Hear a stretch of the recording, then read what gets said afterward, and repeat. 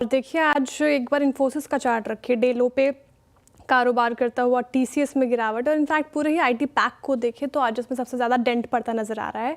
लेकिन इसके पीछे की वजह क्या है, क्यों टूट रहे हैं आईटी इंडेक्स, से बताने के लिए यतिन जी जुड़े हुए हैं मेरे साथ। यतिन जी, बताइए आखिर वजह क्या है, आईटी सेक्टर पे इतना डेंट पड़ता नजर आया है? तो देखिए, एक बड़ी consulting IT firm Capgemini, इन्होंने अपने क्वार्टरली अर्निंग्स प्रेजेंट किए और अर्निंग्स में थोड़ी बहुत फीकी बातें कंपनी ने की। इनफैक्ट उन्होंने गाइडेंस भी थोड़ा कमज़ोर रखा और ओवरऑल जो क्वार्टरली नंबर्स थे वो थोड़े कमज़ोर थे। अगर हम केप जेमिनाई की अर्निंग्स के बारे में बात करें तो आज जो उन्होंने कॉशियस आउटलुक दिया है उसके चलते आईटी शेयर्स में गिरावट आपको बढ़ती हुई नज़र पड़ रही है। उनकी जो 2024 साल के लिए बुकिंग है वो करीब 23.8 बिलियन यूरोस के आसपास है, जो कि एक आधे % की डिक्लाइन दिख रही है ऑन अ ओवरऑल बेसिस। अगर हम केप जेमिनाई के सेक्टोरल चेंजेस की बात करें तो जो की सेक्टर्स है यहाँ भी हमने ओवरऑल कमजोरी देखी है। इनफैक्ट अगर हम देखें तो जो बुकिंग्स हैं उसके अंदर जो नॉर्थ अमेरिका, जो इनकी सबसे लार्जेस्ट मार्केट है, यहाँ जो कॉन्स्टेंट करेंसी रेवेन्यू है वो 4% गिरा है। यूरोप में इनकी जो होम मार्केट है फ्रांस, यहाँ भी लगभग सीसी टर्म्स में इनकी आय जो है 3.5% गिरी है। और उन्होंने जो गाइडेंस दिया है 2025 साल के लिए, कैलेंडर ईयर के लिए, वो -2 से +2 के रेंज में दिया है। तो उनको लगता है कि शायद 2025 में अनसर्टनीज के चलते जो हिसाब से उनको क्लाइंट से फीडबैक आ रहा है, शायद ग्रोथ नेगेटिव ना हो जाए। तो नेगेटिव ग्रोथ अगर होती है तो कहीं ना कहीं दिक्कत हो सकती है आईटी सेक्टर के लिए। और आज इसीलिए आईटी सेक्टर जो है टॉप सेक्टोरल लेगार्ड बना हुआ है।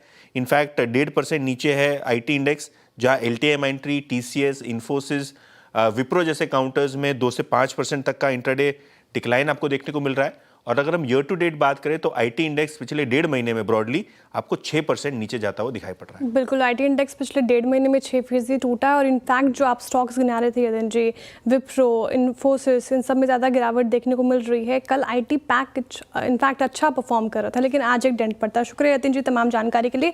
लेकिन गौरांग जी, क्या जिस तरीके से आईटी इंडेक्स में आज पर्टिकुलरली हमें दबाव देखने को मिल रहा है, किसी पर्टिकुलर स्टॉक्स पर आप बेट लगाएंगे क्या? मिड कैप और लार्ज कैप दोनों के ही मद्देनजर से पूछ रही हूँ मैं। तो श्रेया जी, देखिए, ये खबर के आधार पर प्रतिक्रिया है। अब केप जेमिनाई या फिर बाकी अन्य एसेंचर जैसी कंपनियां, मेरा अगर आप निजी मेरी राय पूछे तो मैं इतना प्रभावशाली असर भारतीय कंपनियों में नतीजों को लेकर के आया, ऐसा मुझे नहीं लग रहा है।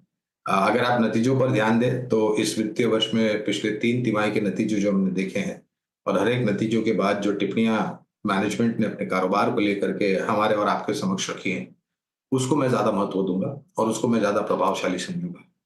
तो मैं सीएनबीसी आवाज के दर्शकों को समझ को सरल करने के लिए 6 विकल्प आपके सामने रखना चाहूंगा। 2 mid cap, 2 small cap, 2 mid cap और 2 लार्ज कैप में से। तो 2 मिड कैप कंपनियां होगी केपीआईटी टेक और साइंस लिमिटेड। मझौली कंपनियों में परसिस्टेंट सिस्टम्स और एलएनटी टेक्नोलॉजीज।